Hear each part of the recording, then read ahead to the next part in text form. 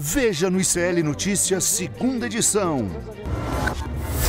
Exclusivo. Dessa casa. Juliana Dalpiva traz mais uma denúncia de rachadinha na família Bolsonaro. Agora, no gabinete do Carluxo, o 02. É uma maneira totalmente inteligente, inclusive para você evitar mais gastos.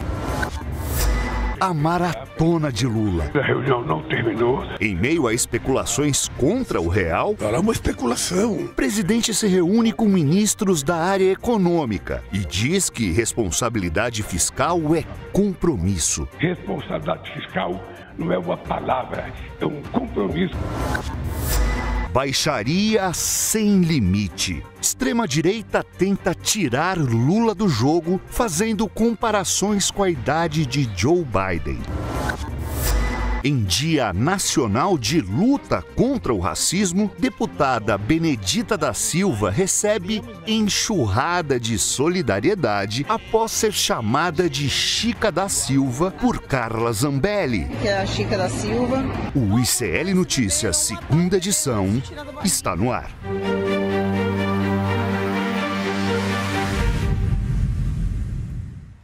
Olá, muito boa noite para você que está chegando agora no ICL Notícias, segunda edição. Estamos ao vivaço nessa quarta-feira, dia 3 de julho de 2024. Seja muito bem-vindo, seja muito bem-vinda. A gente está hoje mais um dia com a nossa querida Pop TV, nossa mais nova... que está se juntando aqui com a nossa comunidade. Nossa integrante, exatamente, da nossa rede, da nossa comunidade CL, junto com os nossos canais do Instituto Conhecimento Liberta, Eduardo Moreira, também no YouTube. Sejam muito bem-vindos, canais 23.1 em Porto Alegre, canal 45 em Sobradinho. Muito boa noite, Chico Sá. Boa noite, Rodrigo Viana. Boa noite, Gabi. Aniversariante. Eva. O povo da Pop TV vai saber disso. É verdade. Parabéns, querida. Muito Meu bom. aniversário também de Guga Noblar. Um beijo, um abraço Beijo, Guga. pro meu querido Guga, que está aniversariando hoje. Também da nossa equipe do marketing, o Paulo Fritzen também faz parte hoje desse dia 3 de julho. Um beijo para você, Gabi, em primeiríssimo lugar, né? Para o nosso querido Guga, para o nosso Paulo. Julian Assange hoje também, tá? Julian Assange. É. Mas estão me falando que tem mais alguém que faz aniversário. Eu não queria estragar o seu aniversário. Tão crazy. Por isso que eu não acredito em horóscopo. Parece que é a Carla Zambelli? É, por isso que eu não acredito Não, nessa é verdade. coisa de... É verdade, Ricardo, nosso editor. O Ricardo deu um jeito, né, de deixar o dia assim, pô, um dia tão bonito desse. Vamos deixar isso pra lá, né, gente? Mas o gênio Kafka também nasceu no dia de hoje, então... A gente tem mais o lado bom, vamos dizer assim, né? Tem muita gente boa aniversariando hoje. Julian Assange, olha só. Guga Noblar, grandíssimo Guga Noblar. Paulo Fritzen, eu também. Aqui um beijo para toda a nossa comunidade que está mandando parabéns, gente. Maravilhosos, né? Então eles não iam deixar de participar aqui desse dia. E a gente vem com muita notícia também, além de aniversário. Eu tô aqui prontíssima, animadíssima, não só para comemorar os 31 anos, mas também porque, olha, gente, nada melhor para comemorar um aniversário do que denúncias de investigação que estão se desenrolando por aí, viu? Eu gosto É de quase assim, um bolo. pegando de presente, fogo. né? Eu Quase gosto assim, bolo. Chico Sá, Rodrigo Viana. Boa. A gente vai falar a respeito disso já já com ela. Juliana Dalpiva vai trazer detalhes sobre essa investigação do Ministério Público apontando lavagem de dinheiro, né, gente? No gabinete agora de Carlos Bolsonaro. E olha só, para você que acompanhou no N1, no ICL Notícias Primeira Edição, essa história, a gente traz novos detalhes dessa história, exclusivo aqui também no ICL Notícias Segunda Edição, de que esse dinheiro, um dinheiro que pagava o plano de saúde do Carlos Bolsonaro, por 9 anos não saiu da conta dele, de acordo com o Ministério Público. Quem pagava essas contas era o chefe de gabinete. Então, tudo leva a crer, mas daqui a pouco a Juliana Dalpiva vem. É importante explicar. você ficar aqui e esperar a chegada da Juliana Dalpiva. Tudo leva a crer que era aquela caixinha, né, que é a tal da rachadinha, o rachadão. Você recolhe o dinheiro, põe num caixa único e só usa para gastos pessoais. A marca da família. A marca da família Bolsonaro, que passou a vida inteira comprando imóveis, dinheiro vivo. A origem não se sabe. É. Isso aí. A gente vai falar a respeito disso com detalhes. A própria Juliana vem aqui contar pra gente. Então não sai daí para você descobrir tudo. E olha, não é só hoje também, ela vai trazer mais reportagens a respeito disso. Tem muita história, tem muito fio para puxar ainda nessa história, gente. Tem muito filho na família Bolsonaro. Então, cada dia é um filho. Cada um é um escândalo. Cada pena vem uma galinha, é isso? Cada enxadada uma minhoca. É isso aí, por aí vai, né? Heloísa Vilela também veio aqui. Hoje o dia tá, assim, pegando fogo, porque a gente vai ter Heloísa Vilela, vai ter Leandro Demore. A Heloísa Vilela acompanhou o lançamento do Plano Safra no momento que a gente está tendo essas tensões, né, do Banco Central, com o presidente Lula, do governo sofrendo com essa especulação do dólar, né, sobre o real e o dólar. Demore também vem falar sobre o CEPAC, esse evento da extrema-direita que vai acontecer agora em Santa Catarina e que envolve gente da extrema-direita internacional, de todo mundo. Olha só, além do Demore, que vem aqui presencialmente no estúdio, tá? Participar com a gente hoje, ele também vem no N2, gente. A gente vai falar também sobre o presidente Lula, né, sendo também alvo, assim como o Joe Biden, começou esse movimento nos Estados Unidos, depois, claro, desse primeiro debate entre o Joe Biden e o Donald Trump, de fato, né, demonstrando uma fragilidade do Joe Biden, mas estão tentando puxar essa peixe agora para o presidente Lula, né, Chico? A onda agora é essa, pegando carona do debate nos Estados Unidos, o que lembra muito o começo da eleição, quando o Lula teve que puxar os ferros, fazer umas corridas para mostrar que estava forte. Então, em 22, né? Em 22 já rolou um pouco isso. E fez aquela foto no luau com a coxa ali, a mostra com a Janja para mostrar a vitalidade. Tudo imagens já para combater essa história que está mais forte do que nunca. Gente, tem um recado importante também. Hoje a gente lançou no ICL Notícias, primeira edição, uma vaquinha para construir o Casa Gog, numa comunidade lá em Brasília. O Gog, né, que é um dos maiores rappers, poetas da nossa atualidade. A gente se juntou com ele para fazer essa vaquinha e, olha, é inacreditável. A gente lançou hoje de manhã, o Eduardo Moreira puxou, né, essa história para ter uma mudança estrutural nessa sociedade que fica em Guará, lá em Brasília. E a gente já conseguiu arrecadar mais de R$192 mil com a comunidade ICL. É inacreditável. Que maravilha. Eu conheço esse projeto lá, eu já estive lá entrevistando o Gog. Então, por favor, é para valer. Esse negócio funciona. É isso, né? Sobre dar oportunidade, sobre vida dessas pessoas que têm ali, são tão cercadas, né, por tanta coisa. Todos os dias, tantas coisas ruins, inclusive, que tem uma oportunidade de ter acesso à cultura, acesso à música e desenvolvimento de tantas coisas. Então, fica aí o recado, né? Bom para a gente dar um gás aqui, é bom a gente falar de coisa boa também. Sim. Mas vamos trazer, o Chico estava falando agora há pouco, agora, na verdade, né, que a gente puxou essa história, sobre como as eleições nos Estados Unidos e essa história do Joe Biden está sendo puxada aqui para atacar o presidente Lula, né, Rodrigo? Exatamente. Ontem aqui, boa noite novamente a todas e todos, ontem aqui a gente adiantou esse assunto e olha, eu acho que a gente foi realmente no ponto, a gente acertou. Por quê? O Javier Milei, deu a pista. O Javier Milei fez aquele tweet atacando o Lula, podia ter falado um monte de coisa, podia ter falado comunista, como falou, podia ter falado que o Lula é contra, enfim, a Argentina, uma série de ataques. Mas ele abriu o tweet dele ontem chamando o Lula de dinossauro. Aí a gente pescou, né, naquela mensagem e falou, olha aí, a extrema-direita no mundo começou a puxar esse fio. Porque deu certo lá com o Biden está enfraquecido. Né? E lá é em cima de algo real. Aí o Milei fez o ataque ao Lula. Primeira frase, aliás, em maiúsculas aqui, caixa alta, como a gente diz no jornalismo. El perfecto dinossauro idiota. Dinossauro. Quer dizer, frisando a questão da idade para o Lula. Ontem a gente já chamou a atenção para isso aqui. Claro, no caso dos Estados Unidos, o Biden, de fato, teve uma dificuldade. Não por causa da idade, porque tem gente com 80, 90 anos que está com raciocínio perfeito. O Biden não está, né? Mostrou isso durante o debate. Pode até estar para uma conversa mais tranquila, mas não para um debate, onde a agilidade tem que ser absoluta, né? Então, lá nos Estados Unidos teve essa questão. E a extrema-direita, a turma do Steve Bannon, é especialista nisso. Eles pegam a verdade, algo que aconteceu, e misturam e distorcem. Não é que eles inventam 100%, eles partem de algum dado da realidade e vão para a distorção ou para a exploração desse fato. Então começou aqui no Brasil. A gente lembrou essa história do Milei.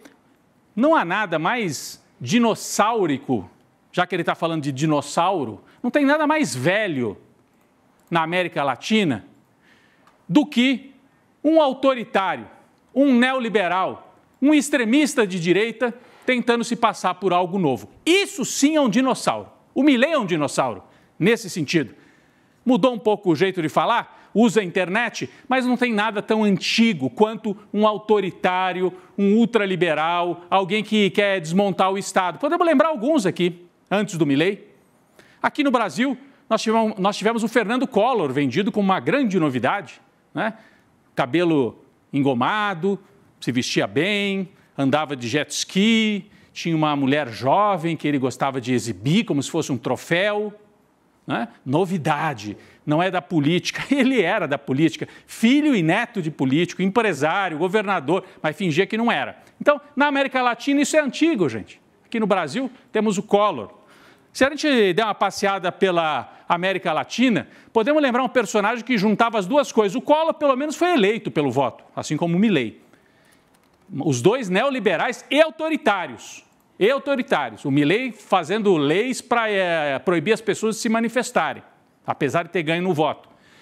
Augusto Pinochet, autoritário, um dinossauro autoritário e um dos fundadores do ultraneoliberalismo na América Latina. Você tinha a Margaret Thatcher na Inglaterra, o Reagan nos Estados Unidos e o Pinochet. Então, não tem nada tão dinossauro quanto um autoritário, alguém com um viés de ditador. O Milei carrega isso com ele. Ele pode fingir que ele é novo, mas ele é velhíssimo. O Milei é tão velho quanto o Pinochet, quanto as ideias que ele defende de destruição do Estado. Porque na América Latina, você só consegue avançar um pouco quando você transforma a sociedade a partir do Estado. Estado democrático. Foi isso que a gente conseguiu algumas vezes aqui na América Latina. Então, isso sim é velho. Agora, tem uma ação coordenada nessa história de usar o discurso agora contra o Lula também.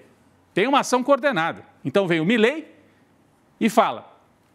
Surpresa nenhuma que no dia de hoje, quem é que falou também? Quem é que ecoou esse discurso? Adivinhe? O Jair Bolsonaro. O Jair Bolsonaro colocou em dúvida as faculdades mentais de Lula. Olha aqui, ó. Bolsonaro põe em xeque as faculdades mentais de Lula e aponta a volta do sistema. Qualquer inocente sabe que o filho do sistema não está com as suas faculdades mentais normais. A mesma coisa que usam lá contra o Biden, o Bolsonaro tentando usar aqui. Num dia fala o Milei, no outro dia fala o Bolsonaro. Eles estão tentando criar essa onda. Eu acho que não vai pegar no Lula isso, porque o Lula está numa situação muito diferente do Biden. Todo mundo está vendo. Está vendo que ele é um senhor, sim, de 78, 79 anos, mas não está com as dificuldades físicas e de agilidade mental que o Biden, de fato, enfrenta. Eles tentam embaralhar o jogo, é tudo no mesmo pacote. E aí vem o Jair Bolsonaro. Gente, olha quem fala, diz a nossa manchete aqui na tela. Olha quem fala, o sujeito que dava cloroquina para Ema, em frente ao Palácio. Quer falar de faculdade mental? Quem é o Jair Bolsonaro, que mal consegue articular uma frase para querer vir falar sobre faculdades mentais? Olha isso aqui, ó. Isso sim, a gente, olhando essa imagem, pode se perguntar se as faculdades mentais estavam perfeitas. Mas estavam. Ele estava fazendo isso aqui como parte do show, que a gente chama de loucura da extrema-direita, mas é parte do método e desse show. Mas ecoou o discurso do Milei. As faculdades mentais do Lula. Chama atenção também que isso já tem ali uma pegada na imprensa, em parte da imprensa tradicional. E para tristeza de alguns, até um site como o Poder 360, dirigido por um jornalista com o qual eu tenho divergência, mas que eu considerava um jornalista assim com algum grau de profissionalismo, o Fernando Rodrigues. Mas olha, abriu espaço para uma matéria que, na verdade, é a defesa de uma tese que encaixa perfeitamente no discurso da extrema-direita. Olha a manchete de hoje no Poder 360. Idade de Lula pode repetir cenário de Biden no Brasil? Dizem especialistas. Eu adoro, dizem especialistas, diz estudo, porque tem especialista para tudo, né? Dizem especialistas. Eles estão defendendo uma tese. Mas o que interessa é a manchete. Isso aqui depois roda nos grupos de zap, entre a turma do Bolsonaro, ajuda a fazer essa agitação contra o Lula. A gente até separou alguns trechos. Que especialistas são esses? Quem é que eles ouviram? O que essa matéria diz? Podemos colocar aqui na tela alguns desses destaques? Vamos ver se a gente tem aqui. Então, está lembrando que o Lula tem 78 anos. Aí a matéria começa no primeiro parágrafo. Levanta-se, eu também adoro jornalismo. É demais. Levanta-se a questão da vitalidade do petista. Levanta-se. Quem, né? Quem, cara pálida? Quem? Quem levanta? Levanta-se, o mistério. É a própria redação. Veio lá uma ordem para a repórter, ó, faz uma matéria ouvindo gente para provar isso aqui. Eu quero uma manchete com isso aqui. É assim que funciona. Se ele terá capacidade física e cognitiva para disputar o pleito em 26. A comparação é feita em relação ao presidente dos Estados Unidos, Joe Biden.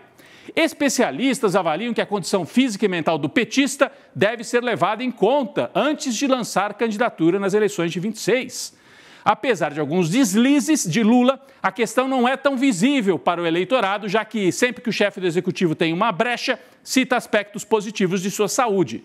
Não é só que ele cita, né? É que a gente está vendo que o Lula está numa situação bem diferente do Biden. Mas vamos para a próxima página. Então aqui o principal era o levanta-se. Em entrevista ao Poder 360, o cientista político e presidente do Instituto Monitor da Democracia, Márcio Coimbra, avalia que a comparação de idade entre os dois faz sentido, Biden e Lula. Bom, faz. Um tem 81, o outro 78. Está próximo, né? São presidentes. São presidentes. É uma coincidência. Apesar de o petista não apresentar os mesmos sinais de fraqueza em função da idade que Biden apresenta. Vocês reparam que o especialista diz que faz sentido comparar, porque os dois têm a mesma idade, mas diz que o petista não tem os mesmos sinais do Biden. Então, acabou a matéria aí. Mas vem cá, o Márcio Coimbra, eu achei que era alguém especialista cientificamente, era um médico especialista em idade, é um marqueteiro político, né? Instituto Monitor da Democracia. E ele diz, nada impede que Lula se debilite... Olha a frase. Nada impede que Lula se debilite ao longo dos anos. Então, isso é um fator de preocupação. Nada impede um monte de coisa. Nada impede que eu desça aqui e tropece no pé. Nada impede. Gente, isso aqui... É muito vago, né? É muito vago, né? Não, isso aqui é um absurdo. Mas é bom para as pessoas verem como é que se constroem ideias e campanhas no Brasil. Está sendo construído. Dá para a gente rodar mais um pouquinho. Então, só para a gente lembrar, o especialista diz que o Lula não está com os mesmos sinais do Biden. Especialista não em idade, especialista em política. Em política. Não está a mesma situação, mas nada impede que ele fique, daqui a pouco, com uma situação tão grave quanto o Biden. Né? Podemos ir para o próximo, obrigado aqui, nosso querido Vento. Vamos rodar aqui para a próxima tela, por favor. Aí, olha aqui o pulo. Ó. Em 2018, o PT tentou emplacar o nome de Fernando Haddad como seu sucessor, mas sem sucesso. Não é que o PT tentou emplacar, o Lula foi impedido de concorrer. Preso, mas isso aqui está de contrabando dentro da matéria para vender a seguinte ideia, olha, o Lula hoje não está com dificuldade, pode vir a estar, e se ele tiver com dificuldade... O PT já mostrou que sem o Lula não ganha eleição. É isso. Né? E parece que o PT tentou emplacar o Fernando Haddad porque quis. E não porque o Lula tenha sido impedido por um golpe judicial e midiático. Coimbra também avalia que é cedo para saber se a oposição usará o argumento da idade contra Lula. Se é cedo, então o que essa matéria está fazendo? Essa matéria é desmentida por ela mesma, gente. Não faz o menor sentido. Não faz. Mas eu estou trazendo aqui... Porque as pessoas podem olhar e falar, por que vocês estão falando disso, então? Porque esta campanha está na rua. E essa matéria faz parte dessa campanha. E eu lamento que o site Poder 360 esteja sendo usado, ou se deixando usar, ou participando de bom grado para abrir uma portinha ali com a extrema-direita, participando desta campanha, que é uma campanha do Milei, uma campanha do Bolsonaro, uma campanha da extrema-direita de inspiração do Steve Bannon. O Poder 360, que lamentavelmente também abriu espaço, e outro dia a Gabi comentou muito bem aqui, para uma colunista que fez ataques não jornalísticos, mas pessoais, a Juliana Dalpiva, nossa colega. Uma colunista lá do Poder 360, o mesmo site, abre espaço para essa colunista atacar a Juliana em dobradinha com o Alan dos Santos. Então eu me pergunto, o que há com o Poder 360? O que eles querem? Qual é o caminho que eles tomaram? Fica a interrogação. Essa aqui é a matéria, não é uma matéria, é um artigo, tá? Para dar o nome correto. O artigo da Paula Schmidt, atacando a Juliana Dalpiva e ecoando as teses que interessam ao Alan dos Santos. Hoje, outra matéria ecoando a tese de que o Lula, veja bem, pode ser que no futuro tenha dificuldades por causa da idade. E aí não tem nem a desculpa, né, Rodrigo? Porque às vezes os veículos de imprensa, eles se valem dessa desculpa de que é artigo, é a opinião da pessoa que está escrevendo, a gente não tem nada a ver com isso. Tem até a linha fina ali em muitos desses veículos de imprensa. Agora, a reportagem, né, com muitas aspas, vou dizer aqui, essa que foi levantada sobre uma suposta degeneração aí, né, da saúde mental, do... Não tem, a matéria não veio. Porque você, não sei lá, vamos imaginar uma matéria tecnicamente ali defensável. Eu pego 30 erros do Lula de cognição, pego um neurologista, talvez. Neurologista, médico ligado à idade, a estudo de velhice e tal, e faço uma... E mesmo assim não seria grande uma coisa, tese. mas seria não seria tão forçado. E a partir de erros do Lula que demonstrasse que era por conta da idade, estava faltando cognição. Precisava ter sinais. E aqui eles não apresentaram nenhum. Precisava ter evidência. Não pegar um marqueteiro, alguém que dá pitaco no mundo político, seja bom ou não, seja de respeito ou não, para fazer uma viagem total, uma viagem de ácido sobre o Lula 2026. É isso que nós estamos vendo aqui, chama muita atenção, no momento em que o Lula está sob ataque também pela questão dos juros. Mas talvez eles estejam achando, acho que só essa coisa dos juros aí, o ataque na economia, não basta. Precisamos colocar em dúvida a figura do presidente, se ele tem condição de concorrer, se ele tem condição de liderar o país. Está em trânsito, é uma tentativa. Vamos ver se eles vão conseguir. Né? Eu não quero me estender mais, porque eu sei que a gente tem a Heloísa Vilela chegando aqui. Mas é bem criada, é bem construída. Tá no jogo. Ela já começou a vingar. Já começou. Porque foi bem pá, né? Você vai Milei, Bolsonaro, aí os sites começam a pipocar aqui e acolá. Tá na rua. Está na rua. Vale lembrar aquela frase lá do Ulisses Guimarães, quando ele foi atacado pelo então presidente, né, o Fernando Collor, que foi empichado lá em 92, e que disse, eu sou velho, mas não sou velhaco, porque o Collor foi dizer que ele era... velho. Senil e desequilibrado. Senil e desequilibrado. O Ulisses, que tinha um jingle de campanha que era bote fé no velhinho, que o velhinho é demais. Não, e essa frase, tanto o jingle como a frase, Gabi, muito bem lembrado. Eu sou velho, mas não sou velhaco. Velhaco é você, Collor. Trapaceiro, né? Trapaceiro, velhaco, trapaceiro. E aí o Collor tomou o impeachment e o Ulisses entrou para a história como o estadista que fez a Constituição de 88. Exatamente, ele estava à frente ali da presidência, né, da Assembleia Constituinte. Isso. Muito bem. Vamos nessa então, gente, chamar a Elo Vilela para conversar com a gente, porque ela estava hoje no lançamento do Plano Safra, né? E o presidente Lula fez anúncios importantes hoje sobre juros para a produção de alimentos. Ela vai contar sobre tudo isso aqui para a gente. Mas, claro, tudo isso está ligado muito fortemente a esse momento que o governo está sofrendo com a especulação sobre o real, o dólar. Elô, chega mais aqui com a gente. Boa noite, querida.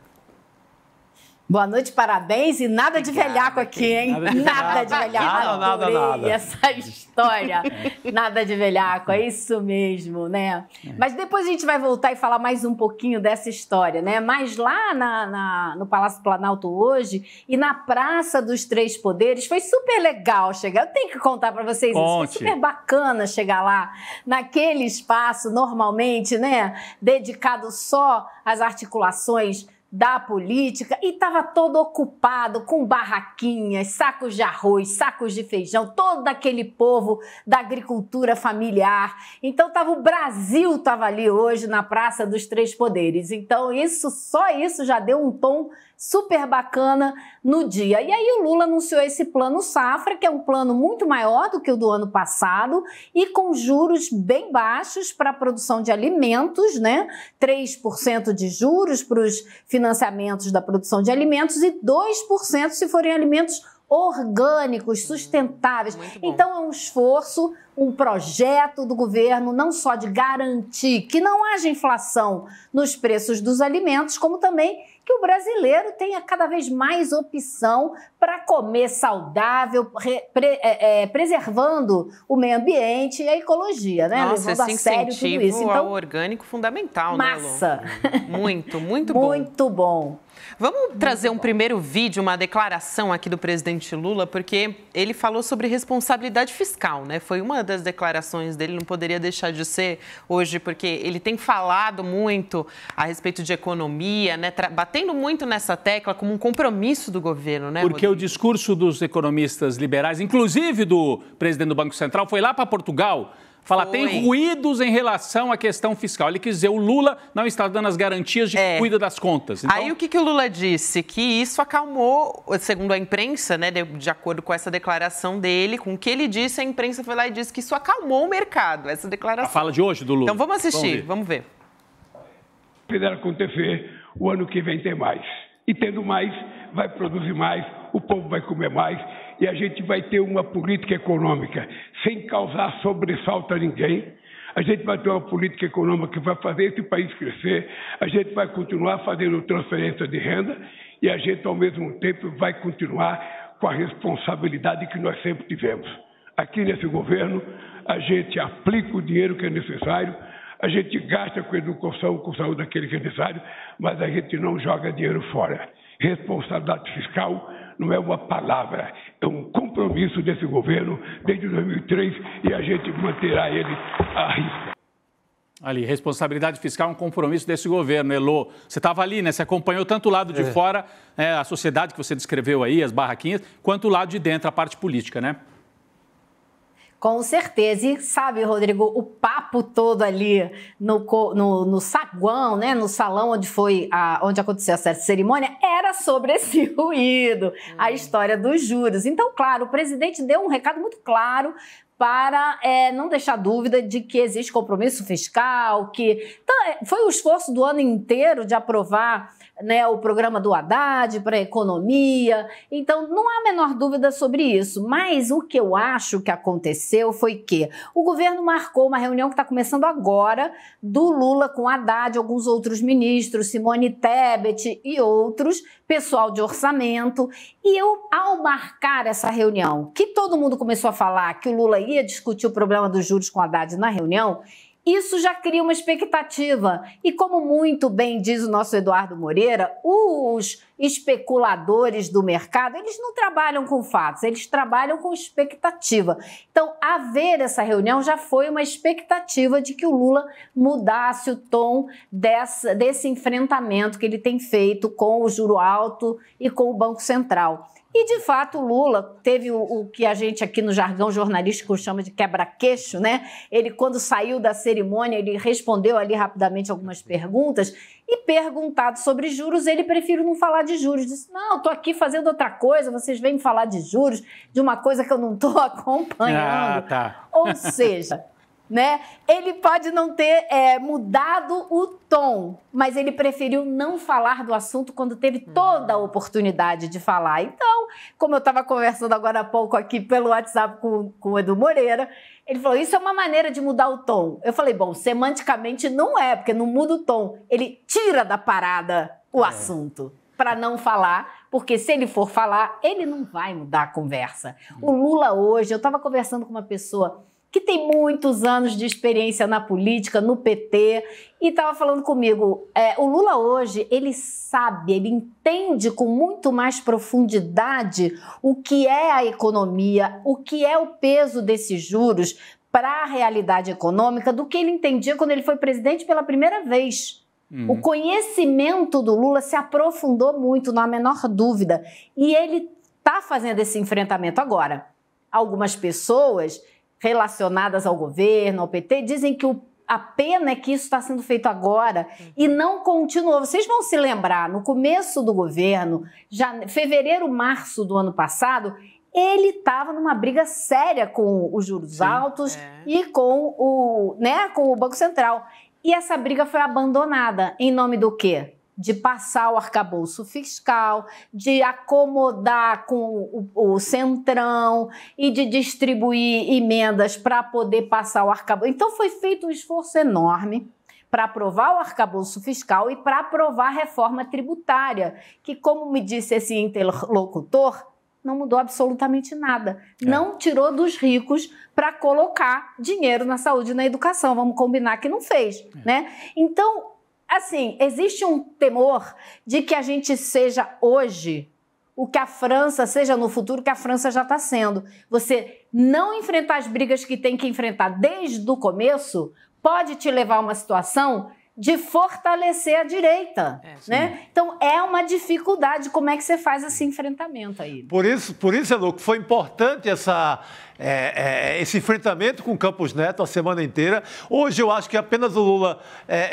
por algum pitaco ali do Haddad, fugiu da arapuca da Faria Lima, da arapuca dos financistas, que queriam apenas a mesma frase da semana inteira para especular de novo com o dólar. Então, ele foge e ele apresenta o contraponto disso tudo, que é um plano safra com juros baixos. Você quer mais resposta ao Campos Neto do que isso? Do que essas barracas cheias de alimento e mostrar que aquilo foi produzido por agricultura familiar com juro lá embaixo? Juro baixo. Então, é uma bela resposta sem cair de novo na mesma arapuca, que era um gatilho para subir o dólar todo dia. É isso. Inclusive o Haddad falou sobre isso, né, Gabi? Nós temos aqui o Fernando Haddad também, né?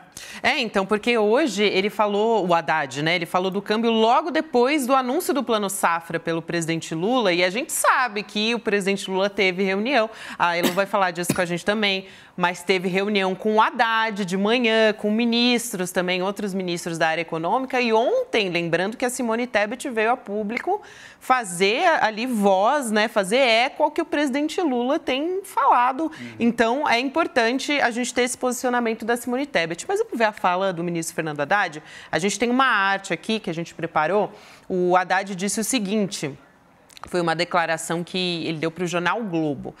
A diretoria do Banco Central tem autonomia para atuar sobre o câmbio quando entender que for conveniente. Não existe outra orientação.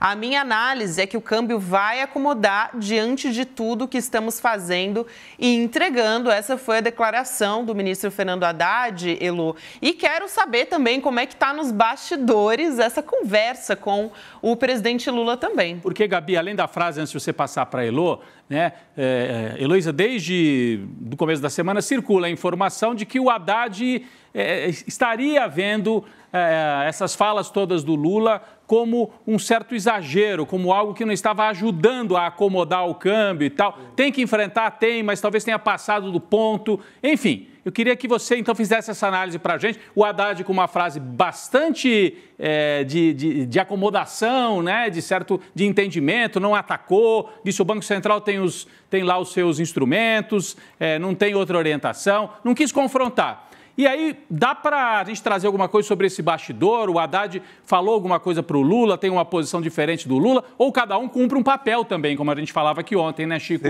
O Lula faz o confronto político e o Haddad faz o diálogo com o mercado. Talvez a Elô, lá de Brasília, possa analisar melhor isso aqui para a gente. Rodrigo, é exatamente isso. O Haddad e cada vez mais a presidenta do PT, Gleisi Hoffmann, fazem a disputa política e sabem que essa queda de braço com relação aos juros não tem nada a ver com a economia. Isso é guerra política. É o Banco Central independente, autônomo, como queira chamar, é o Campos Neto, aliado da extrema-direita, que está fazendo de tudo para solapar o governo do presidente Lula. Não há a menor dúvida, acho que isso ficou muito claro essa semana, cristalizou-se essa ideia. Se a gente pensar que essa disputa toda, essa especulação toda, tem gente que fala que mobilizou 5 bilhões de reais, mais ou menos por aí.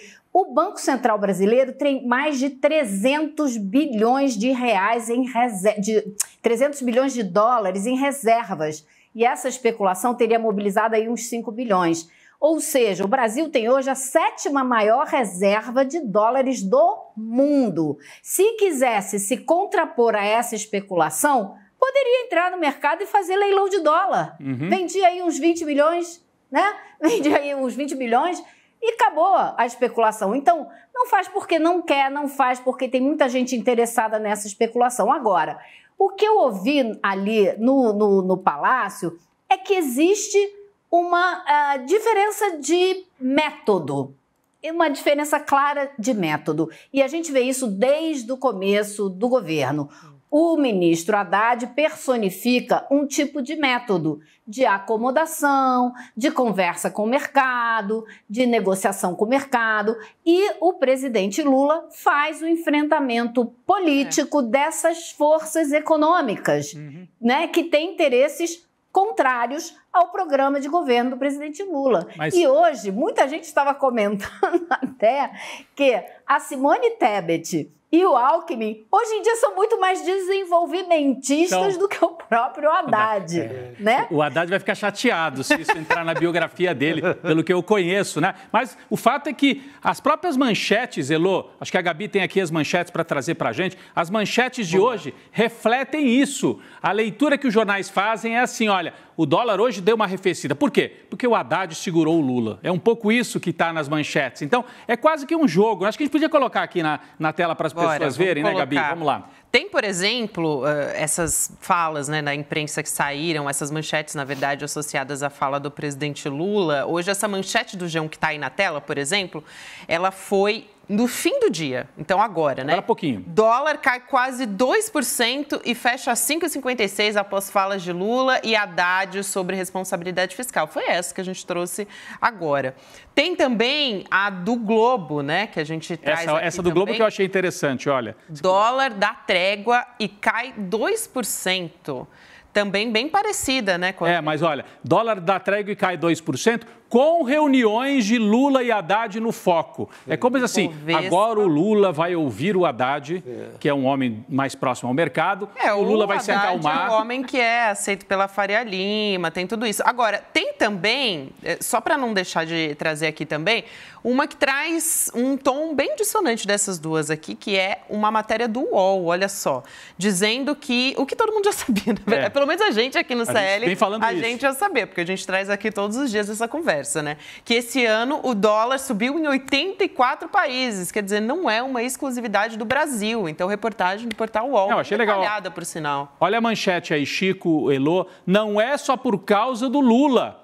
Dólar sobe em 84 países. Descobriram agora, né, Chico? Portanto, e tem uma lista, até, eu não sei se a gente só consegue... foi possível hoje, depois da calmaria. Depois que o Lula, depois que o Haddad finalmente acalmou o Lula. O Haddad entra no jogo... Aí acontece isso. Mas, parece, Gabi, que o Lula, né, gente, como se não houvesse... É isso que o Elô estava explicando, né? Gente, o Lula tem essa habilidade política há tanto tempo de muitas vezes ser a pessoa que vai para o enfrentamento, enquanto o ministro dá uma afagada, né, dá uma conversa. Isso já é tão antigo, sério? Super. Mas faz parte do jogo político. Sabe uma coisa que a gente não pode esquecer nunca?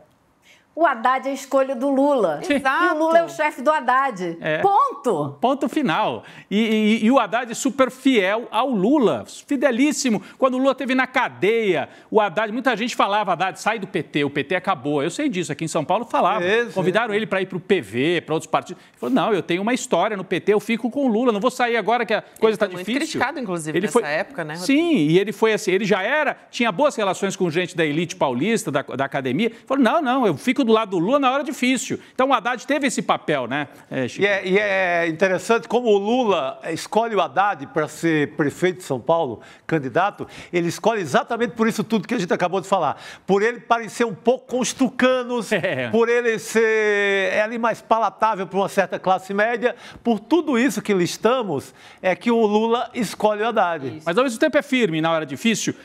Gabi, desculpa só, eu queria insistir. Aquela manchete do UOL traz, não foi só o Lula, 84 países, em 84 países o dólar subiu em relação às moedas locais. Olha aí a lista, gente. Ok, o Brasil está entre as moedas que caíram, o real em relação ao dólar. Mas, olha ali pertinho, por exemplo... o franco suíço também caiu, a Argentina não está. Está o peso, olha ali. A diferença do real para o peso na Argentina é minúscula. No mesmo período, o real se desvalorizou 13. Rodrigo, Japão. Exatamente. O real se desvalorizou 13 e o peso argentino 11,7, também conhecido como 12, e o Japão 12. É quase a mesma coisa. Então, no Japão tem algum presidente falando demais? O que acontece? Por que no Japão está acontecendo isso? E na Argentina, que tem o Milei, que é super neoliberal. Como é que se explica, Chico? Não explica. Essa semana até ao falar do Corinthians, do seu Corinthians, o Lula... não fala isso. O Lula... Não, aí a gente fica chateado. Vai cair com o clima aqui, né? Vai ficar chato. Mexi com Eu baixei a cabeça. Era apenas uma metáfora futebolística, mas mexi com os ânimos do corintiano. Não, até falar do Corinthians, o dólar estava subindo essa semana. Sim. Então não faz sentido. Então. Mas eu achei legal essa tabela. Legal, é um problema para o mundo, mas mostra que aconteceu no mundo inteiro, a moeda brasileira não foi a que mais subiu. Subiu, olha, ali, para ali com o iene japonês, né? Subiu não, o real caiu, né, em relação ao dólar, parecido com o iene e o peso argentino. Então, gente, qual é a explicação? Tem um Lula na Argentina e no Japão? Não tem, Elô. Não. O que tem é uma dúvida a respeito do ritmo de mudança dos juros nos Estados Unidos. Se o Banco Central americano aumentar os juros, né, o dinheiro, ele suga o dinheiro do mundo para lá, porque as pessoas querem remunerar nos Estados Unidos, porque veem que é um lugar seguro, ainda acham que é um lugar seguro, e um juro lá maior, uma taxa de juros maior, dá mais segurança. Então, o dinheiro corre para lá. É por isso, não é por outro motivo, que caiu, as moedas do mundo caíram em relação ao dólar, porque o dólar está indo para lá achando que vai se remunerar melhor lá. Só isso. É isso, Gabi. É importante a gente trazer essa explicação também. Muito bem. Excelente. Gente, a gente trouxe aqui as 10 moedas que mais valorizaram e tudo mais. Tem um outro assunto que eu quero trazer aqui também, se a gente tiver fechado essa questão da economia, que é muito importante. Mas a gente trouxe no editorial, e eu acho muito importante a gente retomar também, essa empreitada que está começando, né? E foi um movimento que começou nessa reportagem, com muitas aspas, do Poder 360, quer dizer, uma ideia que surgiu ali na redação de, olha só, o presidente Lula também está indo pelo mesmo caminho que o Joe Biden. Fonte, né? Voz da minha cabeça. Voz da minha cabeça. O famoso meme, voz da minha cabeça. Mas a extrema-direita está começando a explorar isso, da questão da idade do Lula, pegando uma carona com esse primeiro debate nos Estados Unidos entre o Joe Biden e o ex-presidente dos Estados Unidos, o Donald Trump. O Milei falou sobre isso, hoje o Bolsonaro falou também. E é interessante, sabe, eu estava pensando aqui depois, porque o Milei é, né, o cara que na campanha ficou muito conhecido por falar com o cachorro. Falar com o cachorro. Faculdades mentais do Milei. Quer dizer, é loucura. E aí a gente está trazendo, né, o Lula. Não é falar com cachorro, até eu falo aí no dia a dia. É falar com o cachorro que já morreu. Cachorro morto, ele se aconselhava. É falar com o cachorro que já morreu. Ele escreveu até um livro que tem nome do cachorro lá. Então não pode mexer. Agora mexeu com o Chico esse negócio do cachorro. Não, você faz um carinho, você fala. Claro, eu mesmo falo. Você inventa um diálogo com o cachorro, mas com cachorro morto, não. Aí já é complicado. Aí já é Chico Xavier. Veja dos animais, né? Veja a falácia da extrema-direita, né? O Biden tem 81 anos, certo? O Lula tem 78. Quem mais tem 78 anos? O Trump? Donald Trump. Alguém comparou o Lula com Donald Trump? Alguém questionou na extrema-direita as faculdades mentais do Donald Trump? Ninguém questionou, né? Sabe a diferença? 8 meses separa o Lula do Trump. 8 meses apenas. Pois é. Não, mas eu achei fortíssimo. Quer dizer, de um lado você tem um que fala com um cachorro que já morreu, que é o Milei, dizendo que o Lula é um dinossauro. Do outro tem um sujeito que falava com as emas no palácio e prescrevia remédio para ema. Exatamente. E está falando das faculdades mentais. E acredita em teoria das conspiração, né? E também, tudo isso. Agora, Agora, Elô, você acha que isso vai colar? Olha, é uma campanha assim armada assim pela extrema-direita no mundo? Com certeza que é uma campanha armada e é como sempre, como toda distorção que a extrema-direita faz, ela parte de um pedacinho de verdade, como a gente sempre diz, né? E o pedacinho de verdade é a situação do Biden, que é patente, que está complicada. Ele não consegue fechar uma frase, ele não consegue fechar um raciocínio, ele não consegue desmentir o Trump num debate, ele não pode levar notinhas com estatísticas, ele não lembra das estatísticas. Agora, O problema, vocês me desculpem, não é da idade. A minha mãe, com 93 anos, não interrompe nenhuma frase na metade. Sim. Não perde o raciocínio em momento algum, fala de tudo com propriedade. Então é um problema específico deste indivíduo que está na tela, que infelizmente é hoje presidente dos Estados Unidos. Não se pode fazer nada contra isso. A diferença entre ele e o Trump e a diferença entre ele e o Lula é óbvia. Agora, né? Eles vão tentar construir uma historinha, como já estão fazendo. E a gente vai ter que ficar muito atento para desmentir essa história, porque a vitalidade e a força intelectual, a capacidade mental do Lula está longe de ter algum problema. É isso. Gente, olha só a notícia que acabou de chegar aqui no nosso grupo de produção. Chegamos a 200 mil, tá? Na vaquinha do GOG, do Casagog, em Brasília. Desde manhã a gente começou a fazer o anúncio dessa vaquinha que tá lá, olha só, icl.com.br/vaquinha para a construção dessa casa lá em Brasília. A gente já chegou a 200 mil. É inacreditável, né, gente? A gente anunciou hoje, a gente chegou a 200 mil. Muito forte, muito bom, muito bom. É inacreditável a comunidade ICL. Eu fico... É maravilhoso, né? E o GOG, assim, para quem não lembra, o GOG temos o Mano Brown, o Emicida, GOG bate bola com essa mesma turma. A expressão poética dele no rap nacional é do mesmo patamar dessa turma toda, que, aliás, gosta muito dele. Que legal, muito bom. Muito bom. Vamos aproveitar essa vibe boa para chamar uma bomba. Juliana Dalpiva, que vem trazer a bomba aqui pra gente sobre Carlos Bolsonaro. Aí tem. Como dizia um velho o programa de humor do Brasil, aí tem. Gente, olha só essa tela que maravilhosa. Quanta gente boa aqui para falar dessa história. Boa noite, Ju, bem-vinda. Bem-vinda. Não ouvimos Ju Dalpiva? O quê? A quem interessa calar Juliana Dalpiva num momento como esse, crucial na nossa conversa? Vamos tentar de novo aqui. O áudio, será que é lá? E aí, Ju, fala comigo. Vamos testar aqui para ver se está funcionando. Travamos. Tudo bem. Vamos com a Juliana Dalpiva. Vamos trazer então já os detalhes. O vídeo não aguentou a potência dessa tela, né? Não aguentou a bomba. Não aguentou. Falei que era bomba e, nossa, a internet até caiu aqui. Acho que agora vai.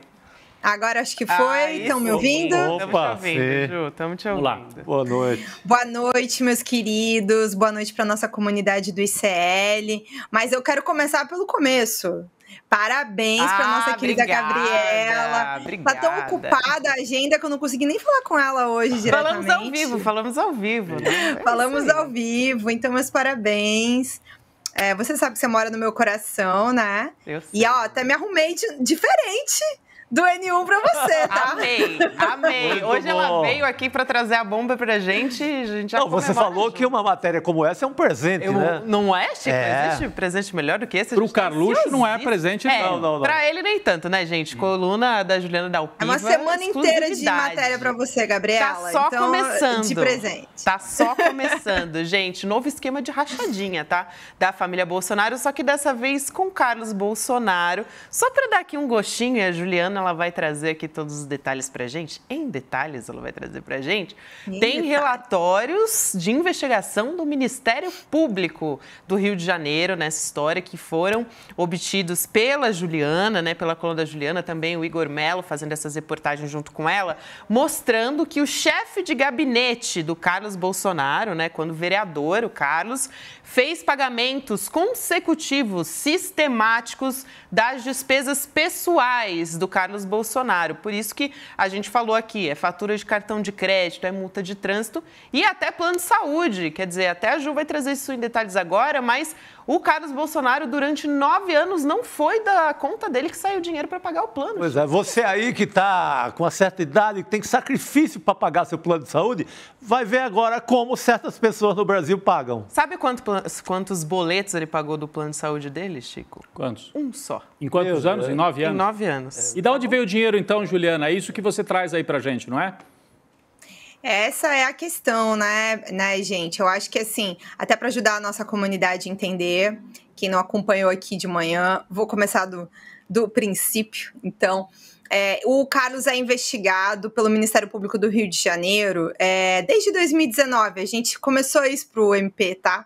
Foi uma reportagem que eu fiz com uma colega, quando trabalhava ainda na revista Época, Juliana Castro. E a gente revelou uma série de funcionários que eram fantasmas, moravam no interior do estado. A partir disso, iniciou a investigação do MP. Aí foi pedida a quebra de sigilo. Esse relatório que a gente traz na coluna agora, eu e o Igor, trabalhando, assim, um monte, desde ontem, mas, enfim, nos últimos dias também, a gente tentando obter esse relatório, a gente chega num primeiro aspecto, que é para as pessoas entenderem. As pessoas não trabalham, então o que elas fazem? Elas sacam o dinheiro e elas colocam na conta do chefe de gabinete. E aí o Ministério Público queria saber, nesse cruzamento de dados, se o dinheiro que estava na conta do chefe de gabinete também servia para pagar despesas pessoais do Carlos, porque é uma maneira de lavar o dinheiro que é sujo, né, Elô? Então, o que acontece? Vocês adiantaram aqui já uma das 3 matérias, foi verificado que ao longo desde 2012 até 2021, vários boletos, né? Assim, só se encontrou um único pagamento em dezembro de 2014 de um plano de saúde do Carlos, mas todos os outros anos não tem registro de pagamento de dinheiro saindo da conta do Carlos para bancar as despesas do plano de saúde. Esse aqui é uma maneira de lavar dinheiro, porque esse é o grande problema dessa investigação também, a dificuldade. Como as pessoas sacam o dinheiro em espécie, né, tira em dinheiro vivo, ele anda em dinheiro vivo também. Então, entrega para pagamento de despesa, compra imóvel, guarda em cofre também o dinheiro. Todas as maneiras possíveis de se desfazer desse dinheiro. Então, quanto que é o valor que se apurou que foi depositado de um grupo só de 6 funcionários que se encontrou na conta do chefe de gabinete do Carlos, que é o Jorge Fernandes? Cerca de 2 milhões de reais. É um dinheiro que era dos assessores, foi parar na conta do Jorge Fernandes. E aí, ao mesmo tempo, se encontrou, né, uma série de pagamentos do chefe de gabinete, que ele pagava as despesas do Carlos. Mas o Carlos não manda dinheiro para o Jorge pagar. E aí, ao mesmo tempo, sem registro, tem esse monte de boleto de plano de saúde que é pago, mas da onde vem o dinheiro, como perguntou o Rodrigo? Não tem um lastro para esses pagamentos. Então, essas são 2 das reportagens que a gente trouxe hoje, mostrando detalhes da análise da quebra de sigilo do Carlos e de um conjunto de cerca de 20 funcionários que foi analisado junto com a quebra de sigilo dele. Muito bem.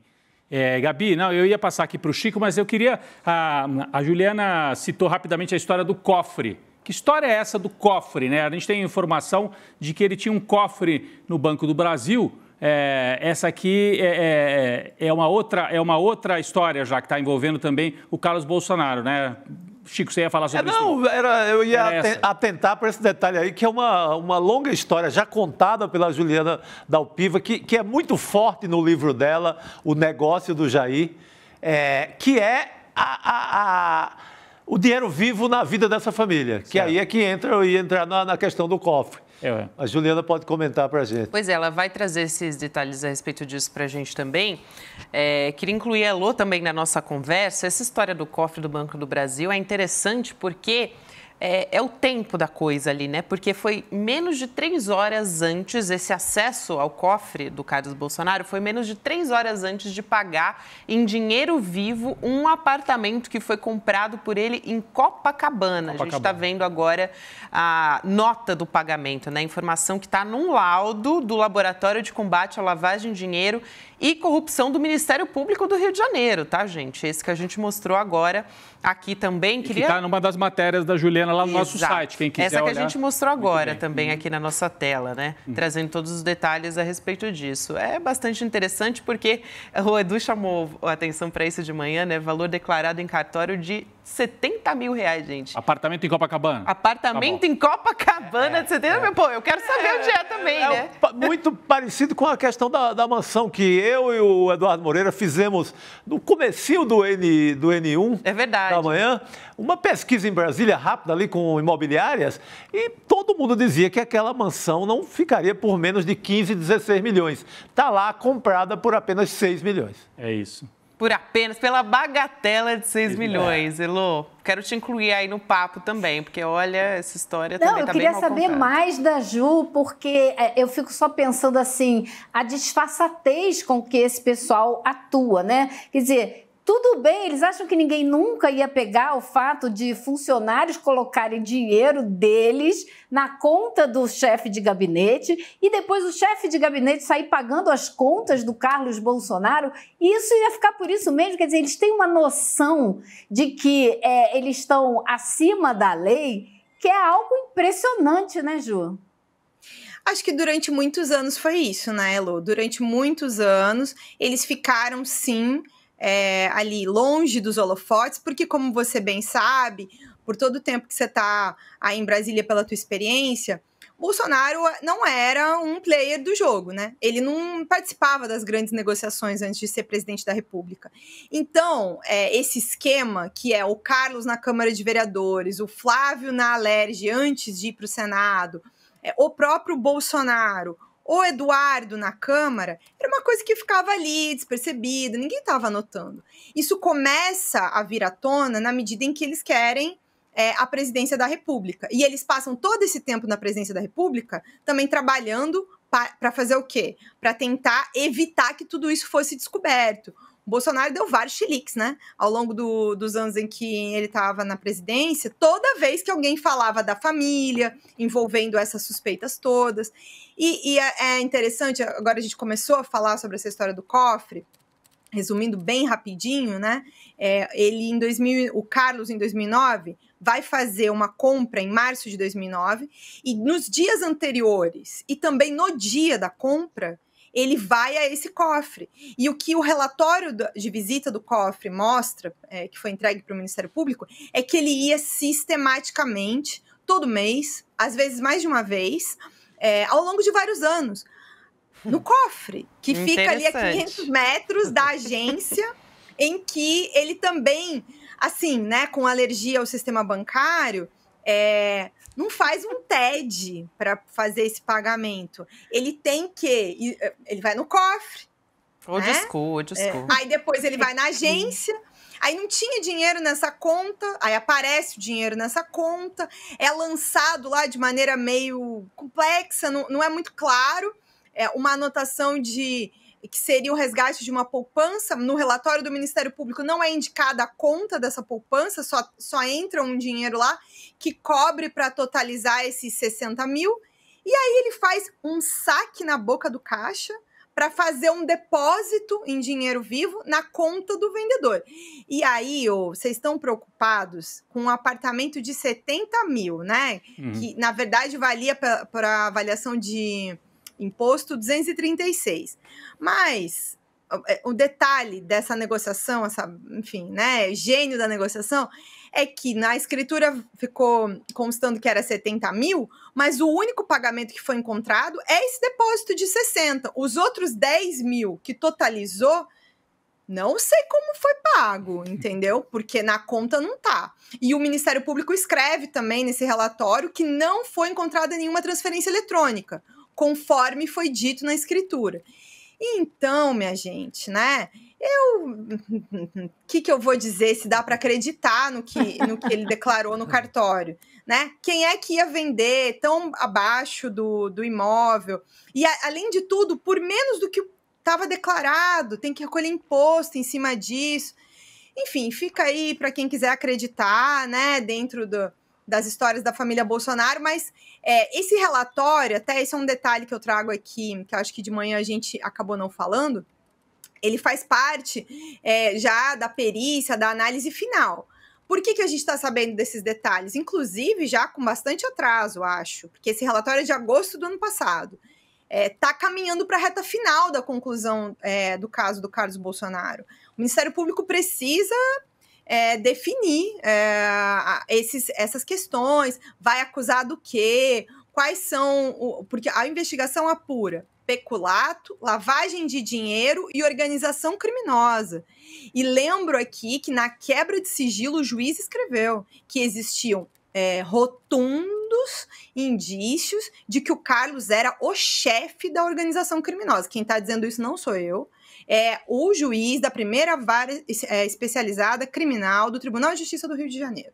Então, para arquivar tudo isso aqui, olha, vai ter que sambar, hein? Porque a gente está de olho em elementos, indícios, provas para acusar uma série de pessoas de se apropriar de dinheiro público de maneira ilegal, elemento tem. E lavagem também. Tem de sobra, pelo visto, né, Ju? Eu me lembrei, você falou do Chile. Vai lá, Chico. Não, Elo e Ju, não, é só complementando, a gente tem que lembrar que não é mais no cenário com o Bolsonaro no poder. Isso que a Juliana falou, que ele tentou, durante o mandato dele, fez de tudo, usando influência no STJ, usando toda e qualquer influência que tinha como presidente, livrar a família inteira desse rolo. Não é mais presidente, é diferente. Uhum. A luta é mais inglória. Você lembra daquela reunião do Passar Boiada? Sim. Lembra da reunião do Passar Boiada? Naquela reunião ele disse, eu não vou permitir que investiguem meus filhos. Era uma ameaça para o Moro. Sacanagem, né? Sacanagem com a minha família. Sacanagem com a minha família. Foram aquelas várias mudanças que ele fez na Polícia Federal para impedir que investigassem os filhos. E a maneira de funcionar continuou do mesmo jeito, porque aí a gente teve o caso das joias, né? Eles continuaram fazendo a presidência. Bem lembrado, viu, Elo? Já vinham fazendo. Falando em investigar os filhos, tem a história do senador Flávio Bolsonaro quitando a mansão dele em Brasília, né? Quitou, né? Essa semana. Quitou, isso. Aí é só um detalhe dentro desse rolo todo imobiliário que detalhe de alguns milhões. Traz. É a mansão que eu me referi aqui, que custaria algo em torno de 16 milhões, segundo especialistas da área imobiliária, do mercado imobiliário, e está lá por 6 milhões. Ele comprou com financiamento do Banco de Brasília, do BRB. E quitou agora. E com dinheiro de rachadinha, tá, Chico? Boa, bem lembrado. Não dá para esquecer disso. Que o apartamento que ele alega que vendeu aqui no Rio foi comprado com dinheiro de rachadinha. Isso foi demonstrado que foi comprado com dinheiro desviado, com dinheiro em espécie.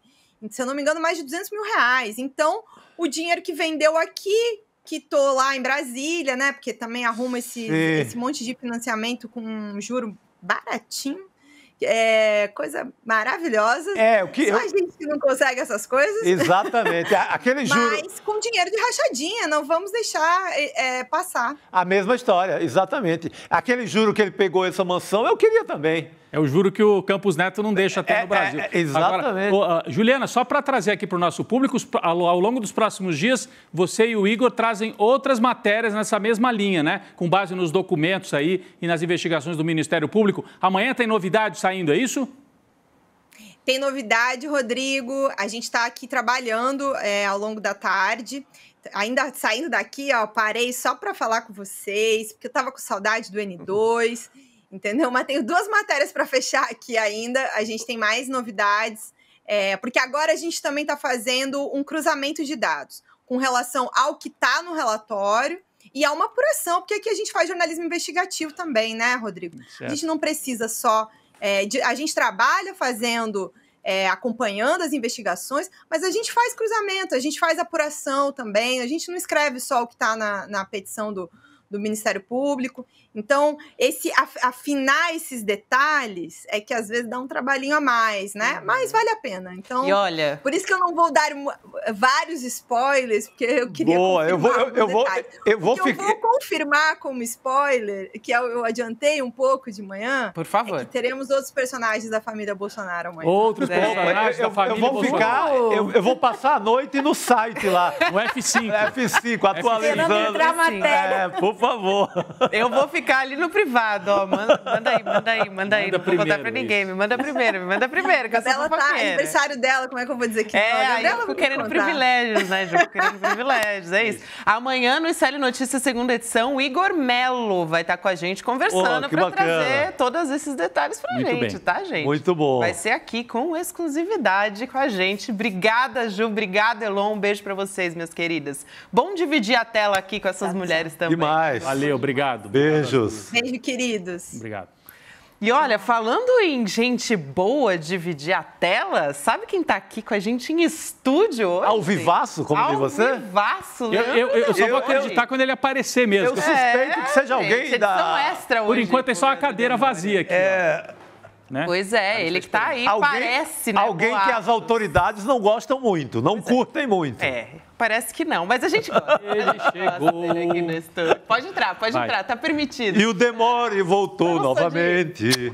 Eu quero abracinhos, né, gente? Garoto. Isso.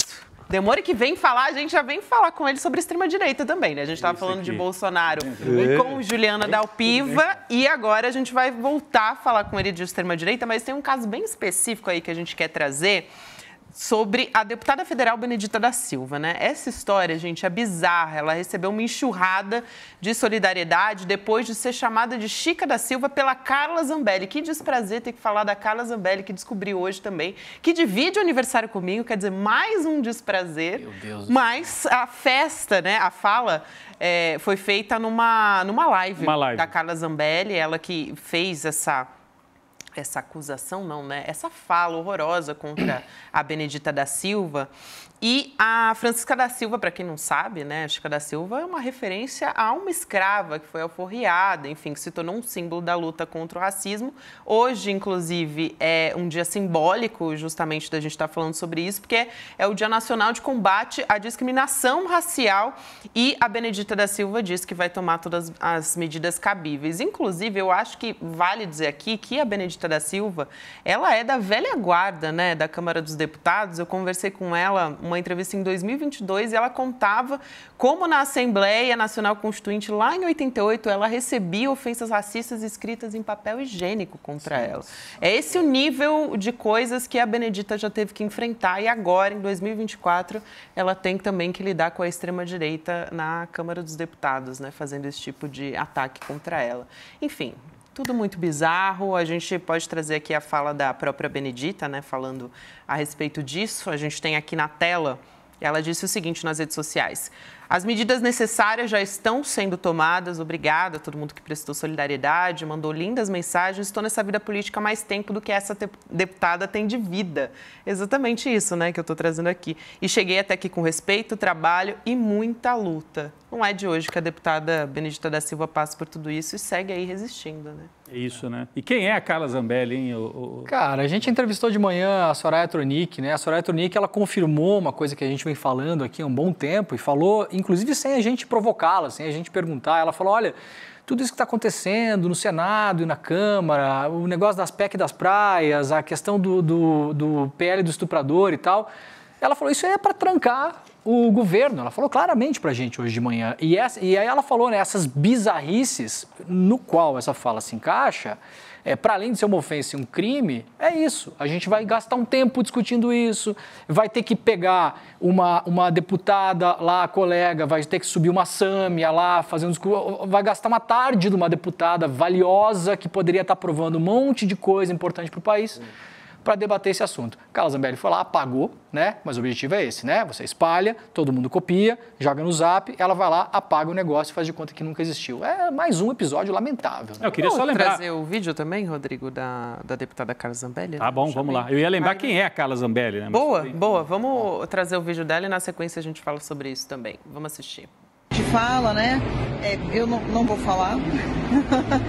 Eu não vou falar porque provavelmente não sei, né? Por que eu não vou falar, mas parece que já foi montada pela Secretaria da Mulher, que é a Chica da Silva. É muito... É difícil de entender, né? É difícil. Bom, outro dia ela foi falar sobre o PL do estupro e fez uma troca, né? Falou, se você não quer ter o filho, você... Enfim, ela cometeu um erro ali 2 vezes, foi avisada pela assessora e continuou errando. E, principalmente, ela é, inclusive, criticada pelos bolsonaristas. Eles acham que ela atrapalhou muito na véspera da eleição. Porque ela saiu, lembra? Ela saiu com a arma na véspera da eleição, perseguindo um homem, um jornalista aqui em São Paulo, na véspera. Isso pegou muito mal. Negro. Um homem negro, um jornalista negro. Então, ela tem uma questão aí, né, Demorim? Os bolsonaristas têm uma convicção de que o episódio dela e o episódio do Roberto Jefferson foram 2 episódios que, na reta final, atrapalharam muito a eleição do Bolsonaro e dizem, né, muitos deles dizem que eles conseguiram medir isso, inclusive com pesquisas internas, que muita gente deixou de votar no Bolsonaro por conta da Carla Zambelli e do Roberto Jefferson. Olha ela correndo atrás do jornalista, do homem negro, no meio da rua, com a arma, achou que estava tudo bem, né? Detalhe que ela não foi condenada e ele foi condenado. Ele foi condenado. E assim, as cenas não mostram, mas ela entra depois na padaria, tem uma padaria ali, e dizem que ela aponta a arma na cabeça dele. Ela e o segurança dela. Isso. É impressionante. Essa é a Carla Zambelli, né? Enfim, que foi uma das principais líderes de movimentos, daqueles movimentos que foram para a rua pedir a derrubada da Dilma, se elegeu nessa esteira e é uma extremista que está aí. Você talvez tenha sido de propósito? Finge que deixou escapar para daí transitar nas redes? Pelo histórico dela, provavelmente. Exato. É isso. Provavelmente foi pensado e jogou para gerar a confusão que ela sempre gera. Exatamente. E está aí, caso atrás de caso, a gente podia ficar a tarde inteira e citar dezenas. E nada acontece com essa mulher. Conselho de ética não existe, né? Agora, a Benedita da Silva teve apoio, né? Como a Gabi já falou aqui, recebeu muitas mensagens, ela até agradeceu, mensagens inclusive de lideranças do governo, né, Gabi? Não sei se você quer trazer Tem, o próprio presidente Lula manifestou solidariedade, ele foi um deles, né? Se manifestaram diversas autoridades, inclusive o presidente Lula, ele disse, minha amiga, companheira de muitas décadas, a Benedita da Silva, exemplo de fé, muito trabalho, amor pelo povo brasileiro. Tem outras manifestações de apoio também, a Aniele Franco, a ministra da Igualdade Racial também, são inaceitáveis as falas desrespeitosas de cunho racista se referindo a Benedita da Silva, referência para o Brasil, para a política, para a democracia. E aí ela diz, a Benedita abriu caminho para muitas e muitas de nós, né? Essa é a nossa inspiração cotidiana. Inclusive, também, voltando mais uma vez a essa fala da Benedita, porque quando eu conversei com a Benedita foi principalmente sobre essa atuação dela na Constituinte. Mas conversando com muitas deputadas jovens que estão na Câmara hoje, principalmente deputadas negras, né? Ela é referência para todas elas, porque ela foi a primeira, né? A primeira a pisar na Câmara dos Deputados, a primeira deputada negra a pisar na Câmara dos Deputados. Então, realmente, ela é uma Silvio Almeida referência. também se manifestou. O ministro Silvio Almeida também se manifestou em solidariedade Ministro dos Direitos Humanos. Exatamente, a Benedita da Silva. Então é isso, a gente tem que dar mais destaque à solidariedade que a Benedita recebeu do que a esse ataque, mais um ataque rasteiro da Carla Zambelli, que já fez aquilo que a gente viu aí na rua, na véspera da eleição, e continua fazendo todos os dias quase. E ela foi também se manifestar, né? A própria Carla Zambelli foi fazer o meia-culpa. Ela fez uma nota de esclarecimento, vamos dizer, não foi nem meia-culpa, foi uma nota de esclarecimento que ela publicou. Ela disse, na última segunda-feira, aí tá na terceira pessoa, porque é a rede social dela, né? Administrada pela equipe dela. A deputada Carla Zambelli equivocou-se em uma transmissão ao vivo realizada em uma rede social, confundiu o nome da deputada Benedita da Silva. E, imediatamente, quando ela percebeu, a Zambelli apagou a publicação das redes, se desculpou com a deputada Benedita, a conversa foi amigável e houve compreensão da situação. A Zambelli lamenta o referido lapso, mas torna público que não houve qualquer intenção de ofensa à sua colega de parlamento. Quem me conhece sabe, tal, nunca tive intenção. Aquela história toda. O Demore citou o que o jornalista foi condenado, é Luan Araújo, o nome dele, jornalista negro. Ele escreveu um artigo no DCM, Diários do Centro do Mundo, e o TJ de São Paulo, o Tribunal de Justiça de São Paulo, o condenou. Fez retirar o artigo. Porque ele falava coisas, a meu ver, até suave em relação a Carla Zambelli. Falava que ela pertencia a uma seita de doentes. É no mínimo isso, né? Isso é científico. Pois é. A classificação científica. Ele foi condenado e ela, por fazer o que fez, nada aconteceu. Nada. Isso. Então... É isso. Muito bem, gente. Tem uma outra história importante, a gente está falando da extrema-direita aqui, que está rolando, né? Vai acontecer nesse final de semana, na verdade, que é essa CEPAC Brasil em Balneário Camboriú, que é o evento dos conservadores, né? Político aqui, uma conferência que acontece aqui, né? No nosso sul, em Balneário Camboriú. A gente vai falar dessa articulação da extrema-direita conservadora. Aqui também vai trazer personalidades, né? Internacionais, essa galera toda aí. E não tem, assim, é uma articulação toda, né? Mas um pouco, eu queria que você contasse por que vai ser ali, né, Demori, especificamente nessa cidade. Eu queria que você trouxesse um pouco desses bastidores. Olha, Gabi, essa CEPAC, ela ficou muito famosa nos Estados Unidos, os Bolsonaro já participaram várias vezes dessa conferência, né? É uma conferência da extrema-direita, já aconteceu no Brasil, se eu não me engano, 1 ou 2 anos seguidos, em Brasília, e agora eles, curiosamente, mandaram isso para Balneário Camboriú, né? Balneário Camboriú é um pouco o símbolo do Brasil, que representa essa galera da extrema-direita, né? Você tem lá um grande caldeirão de empresários e figuras esquisitas que moram lá, não é por acaso, é o grande giro financeiro de Santa Catarina, né? Um dos grandes giros financeiros do sul do país. Não é por acaso que o Jair Renan, né? Mora em Balneário Camboriú, talvez concorra a vereador agora na cidade de Itajaí, que praticamente hoje são cidades que são coladas, né? Praticamente não há separação entre uma e outra. E claro, vai ter Milei, vai ter todo mundo ali, como diz o César, né? É a internacional fascista se organizando, né? É basicamente isso. Agora, só uma curiosidade, Gabi, eu fico muito curioso porque qualquer cientista que você for conversar, se você for falar com o Siddhartha Ribeiro, se você for falar com o Carl Hart, que é um cientista também dos Estados Unidos, que lidam, por exemplo, do tema sobre as drogas, sobre abuso de álcool, sobre hábitos, todos eles vão falar que o meio e o contexto influencia mais do que a sua vontade de fazer alguma coisa. Então, se você está num lugar onde o contexto influencia, você vai acabar se aliando àquela galera, àquele modo de vida, né? Se você for morar na praia, você que nunca morou na praia, eventualmente vai começar a caminhar na praia, né? Então, o contexto influencia. E Camboriú é um lugar interessante, Gabi. Volta e meia tem esses recordes, né? Dos edifícios, maiores edifícios da América Latina e tal. Se eu não me engano, do Brasil, dos 10, 7 estão em Camboriú. O velho da van está construindo Pobre um agora. Camboriú, né? Não dá nem para ver a praia. Tomaram conta de toda a praia. Sombrearam a praia toda? Sombrearam a praia, agora expandiram a parte da areia, né? O mar tomou uma parte de volta. Agora é curioso que, se você passar por Camboriú à noite e olhar para os prédios na beira da praia, você vai ver que a imensa maioria dos apartamentos estão com as luzes apagadas. Mas os prédios estão levantados, funcionando, as pessoas estão pagando seus condomínios. Ninguém mora lá. Rodrigo, é um lugar onde todos os crimes do mundo, aquilo ali é a boca dos crimes do mundo. Você tem ali brasileiro, paraguaio, argentino, árabe, russo, nigeriano, gente que compra imóvel para fazer giro de negócio de um jeito completamente absurdo. E tem um jeito muito brasileiro de fazer isso, que é uma curiosidade que eu quis trazer para as pessoas entenderem. Muita gente só vê Camboriú pelas fotos, né? A Dubai brasileira. Que é o seguinte, você pode comprar apartamento em Camboriú com soja. Então, se você caminha pela cidade, as imobiliárias têm aceitamos soja. Aí você pensa, como é que você compra apartamento com soja, né? Então você pode tanto passar a titularidade de sacas de soja que você tenha ou financiar o apartamento com as safras futuras da soja. Qual que é o grande esquema que rola ali? Não estou dizendo, obviamente, que todos os apartamentos comprados com soja fazem parte desse esquema. Mas qual que é o grande esquema ali? O esquema é o seguinte, você tem um contrabando absurdo de soja, principalmente pela fronteira de Santa Catarina e Rio Grande do Sul, com a Argentina, a região de Misiones. Essa soja vem para o Brasil. Então, Chico, por exemplo, você compra um pedaço de terra, você não planta nada lá, tá? Aí, chega no final do ano, você declara no seu imposto de renda que você faturou 4,5 milhões com soja. Ninguém vai lá ver se você plantou. Você contrabandeou essa soja para o Brasil a um preço muito mais barato. E você entrega essa soja para comprar apartamentos.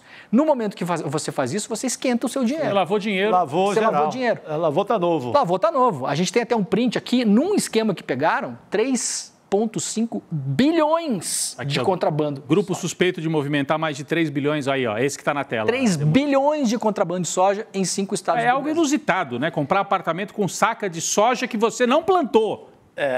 Ou você pode até plantar e falar, ó, aqui a minha colheita deu 46 sacas por hectare, mas na verdade deu 12, 13, 15. É o famoso fazendeiro do ar, né? Isso, exatamente. Fazendeiro do ar. Exatamente. E é muito fácil fazer isso, porque a fronteira com Santa Catarina, na região de Misiones, é uma fronteira seca.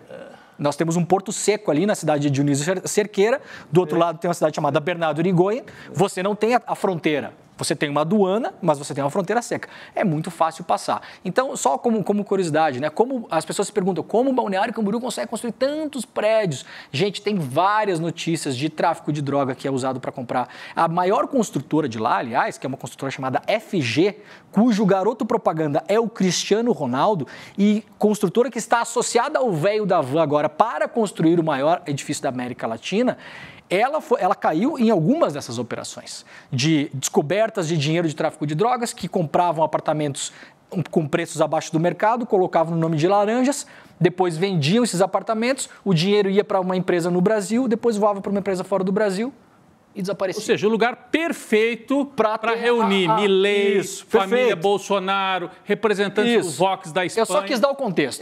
Tem gente muito boa que mora lá, viu, Rodrigo? Claro. Meus pais, inclusive, frequentavam muito e tal. Meu pai, depois que morreu, minha mãe não foi mais. Mas, assim, a cidade, ela tem esse ar meio Gotham City sul-americano. Gotham City. O William, inclusive, o William De Luca, que está lá, né? Ele disse que o Jair Renan já lançou pré-candidatura. Já lançou. Ele já se desligou do Senado. Para quem não sabe, ele era funcionário do Senado. Ele era funcionário do Senado. Em Balneário Camboriú. Ganhando quase 10 mil reais por mês, limpo, lá na praia. Então, é um belo funcionário do Senado. Então, ele se desligou do Senado, onde ele nunca pisou, para ser candidato a vereador. Mais um que vai usar a tecnologia da família Bolsonaro para esse recolhimento de dinheiro que eles fazem, que tem o nome de rachadinha. Parece que é crime, eu não tenho certeza. Essa rifa, né? Essa vaquinha que eles fazem, né? Isso. Daqui a pouco está comprando prédios inteiros em Camboriú, Jair Renan. Isso. Olha aí, que se bem. Gente, pelo amor de Deus. Olha isso. Ô, família, meu Deus. É isso aí. Mas falando em fraude, hein, Gabi? Falando em fraude, eu ia falar ainda do Javier Milei, né? Você ia falar do Milei, desculpa, não. Não, mas tudo bem. Podemos entrar também, tá tudo no meu pacote também, né? Tem uma fraude que a gente vai falar aqui também. Mas é que tem a história do Milei vir para cá, a gente falou de personalidades internacionais que vão estar por lá e tal, e o Javier Milei, ele vai vir para cá, fez insultos ao presidente Lula e não vai se encontrar com ele, né? Quer dizer, vai se encontrar com quem? Com o Bolsonaro? Sim, né? Vai se encontrar com os bolsonaristas, né? É isso. Que a agenda dele, é a agenda da Internacional Fascista, é como eles estão se organizando, eles precisam se encontrar também, né? E outra, isso é uma demonstração pública de desprezo. O Lula falou na semana passada, deu uma declaração que se encontraria com o Milei, mas o Milei deve desculpas ao Brasil. Lembra que o Milei insultou o Brasil uns meses atrás. E aí o Milei foi lá e deu uma declaração falando que não vai pedir desculpa coisa nenhuma e chamou o Lula, inclusive, de dinossauro. Veja só, o Rodrigo chamou a atenção antes, comentando a matéria do Poder 360. Né? Um ali chama de dinossauro, o outro fala que está velho demais, o Poder 360 publica um artigo, né? E as coisas vão se concatenando. Parece que tudo muito por acaso, né? Mas tem uma articulação clara aí, que é esse estilo Bannon, né? Estilo Bannon, exatamente. Que começa no debate, né? A gente acha que muita gente acha que não tem nada a ver, né? Debate lá mas é assim que eles plantam. O Bannon fala, o nosso negócio é o negócio da dúvida. A frase do Bannon é essa. O nosso negócio é o negócio da dúvida. Então, como é que está acontecendo com o Lula agora? Perfeito. Vamos colocar em dúvida se ele pode. A gente não está dizendo que ele não pode, né, Chico? A gente vai colocar em dúvida se ele pode ou não pode concorrer. Aliás, a matéria do Poder 360 era isso o tempo todo. Isso. Porque diziam assim, bom, hoje o Lula não está com dificuldades, mas daqui a 2 anos, quem sabe? Pode estar. Daqui a 2 anos pode ser que a gente não esteja aqui, enfim. Tanta o mercado da dúvida. É o mercado da dúvida. Mas você firma a dúvida. Claro. Você cumpre a missão. Claro. A missão Bannon está cumprida. Exatamente. É o famoso fonte voz da minha cabeça, né? E aí, é interessante que o Javier Milei vai ver participar desse CEPAC, mas não vai participar da cúpula do Mercosul, por exemplo. Não vai. Né? Como uma autoridade de Estado, né? Uma figura da Argentina, que seria importantíssimo ele marcar a presença lá, não vai participar. Já disse que não vai. E é um recado muito claro também ao Brasil, ao presidente Lula nesse sentido. Sendo que o Brasil acabou de salvar a Argentina com um problema de gás lá, né? É isso. Bem lembrado, bem lembrado. Mas vamos entrar para a história da fraude. Agora sim, falando da fraude das Americanas. A gente tem falado a respeito disso, desse escândalo ao longo da nossa semana, né? Escândalo bilionário. Tem uma matéria do Graciliano Rocha, do UOL, mostrando que esse trio, né, dos bilionários, que é o Jorge Paulo Lema, o Carlos Cupira e também o Marcel Telles, os acionistas de referência, né, eles estão mais donos do que nunca da empresa. É bem interessante essa matéria do Graciliano, né, Demore, porque mostra como realmente o negócio se encaminhou, né, depois não deu nada. É a fase 2 do golpe, né, na verdade. Eu adoro essa história, eu acho essa história espetacular. Eu acho esses 3 caras são realmente geniais, né? A gente gente pode classificar como eles usam isso. Agora, veja que coisa curiosa. Isso aí foi um comunicado ao mercado que as Americanas, obrigada pela CVM, precisa fazer quando tem aumento de capital de alguém se torna muito mais presente, então a empresa é obrigada a comunicar ao mercado. Olha, essas pessoas agora, elas têm X% e tal. Fase 1 do golpe, Chico. Os caras fraudaram o balanço. Vamos lembrar o seguinte, na CPI das Americanas, que não deu em nada, o Miguel Gutierrez, hoje na Espanha, que sofreu busca e apreensão na semana passada, falou na CPI, ele falou, eu estou servindo de bode expiatório e os 3 sócios, Lehman, Teles e Sicupira, estavam totalmente a par dos balanços da empresa. Isso diz o ex-CEO. Estão soltando um monte de cortina de fumaça para estourar na minha. Agora, esses caras tinham controle, eles diretamente ou funcionários de uma empresa que é comandada por eles, que estava dentro das Americanas. Muito bem, isso por enquanto não foi investigado. Fraudaram os balanços. Lehman, Teles e Sicupira são os controladores. As ações sobem porque o balanço está no azul, de modo falso. Eles ficam cada vez mais ricos. Quando 11 meses antes do negócio estourar, eles abrem mão do controle da empresa de graça. O mercado financeiro do Brasil até estranhou, falou, gente, quem abre mão do controle de uma empresa do tamanho das Americanas, de graça não é comum. Quando você é controlador e abre mão, você pega ações, você pega uma parte de uma outra empresa, você faz um negócio, isso é um negócio bilionário. Os caras franciscanamente falaram, não, gente, pode ficar com vocês, tá? Não tem problema não, viram os tais de acionistas de referência. Estoura a fraude. Por pressão, no ano passado, eles vão ao mercado e falam o seguinte, não, nós vamos sacrificar parte da nossa fortuna e a gente vai colocar alguns bilhões no caixa das Americanas para recuperá-las. Como a imprensa deu essa história? Olha, os caras estão pegando o dinheiro deles, estão colocando lá dentro. Para salvar. O que descobrimos ontem? Na verdade, eles estão comprando ações da empresa. Compraram ações da empresa a preço de quê, Gabi? Banana. Porque a empresa estava na lama. Quando estoura a fraude, o valor das ações vai lá para baixo. Eles botaram dinheiro, compraram isso. Agora a empresa vai se recuperar, então eles ganharam. Quando falou do balanço, subiu o preço das ações, eles tinham muitas ações, ganharam dinheiro. Foram se desfazendo dessas ações em algum momento. O preço das ações caiu lá embaixo, eles colocaram dinheiro, apareceram na imprensa como salvadores da pátria, agora as ações se valorizam de novo, então é a segunda onda. Não teve a segunda onda da Covid? Essa é a segunda onda das Americanas. É ou não é genial, Chico? Claro, os caras são bons. Espetacular, é genial. Os caras são bons. Não sei se eu fosse um fornecedor deles, eu estava sim, exato. feliz com a atitude deles. Mas... Exato. Muito bom ser bilionário, né? Não, tem ainda uma requinte de crueldade, é o seguinte, a CPI, aliás, a CPI, o Edu foi lá falar, lembra que o Edu foi lá, deu um depoimento lá. A CPI foi tocada por um deputado, se eu não me engano, é o Carlos Chiodini. Ele fez um curso de formação no Instituto Lehman. Fizeram a CPI que tem poder de polícia. Não chamaram os controladores, nem como convidados. Ou seja, poderiam intimar, não intimaram. Poderiam convidar, não convidaram. Terminou a CPI, o que disse o relator, não é possível auferir culpa aos 3 controladores. Ora, não é possível porque não foi investigado. Então a CPI serve para quê, Chico? Nas conversas futuras desse trio de bilionários, quando aparecer esse assunto, eles vão falar, opa, Rodrigo, só um pouquinho, teve uma CPI. Eu não fui sequer indiciado. O meu nome não aparece lá do que o senhor está falando.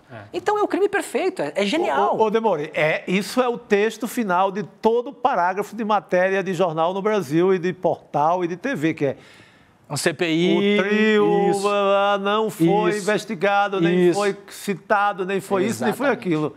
No dia que houve a busca e a apreensão, em que o Gutierrez foi procurado, estava na Espanha e tal, todas as matérias traziam isso no peso da matéria. Exatamente. Os 3 não são alvos da Polícia Federal, os 3 não foram citados no relatório final. Então, é como se eles estivessem buscando e conseguindo até aqui um salvo-conduto, Claro. Né? Estão conseguindo. Grandes anunciantes da imprensa. Grandes anunciantes da imprensa. O Nassif aposta que pelo menos para o Sicupira vai sobrar. Que era o mais ligado ao Gutierrez. Da empresa, exatamente. Né? E ao Gutierrez, porque o Gutierrez, no depoimento à CVM, ele diz, o Beto, ele chama de Beto, até para mostrar a intimidade. O Beto sabia, o Beto estava... É verdade. Então, é uma forma dele dizer, olha, o Beto era meu... Como o Beto foi presidente das Americanas, o Nassif... Acha que pode bater que conhece muito o assunto, acha que pelo menos o Sicupira paga. Perfeito. Pelo menos ele. Vamos ver, né? Vamos ver. Acompanhar, porque até agora nada acontece. É isso. É isso.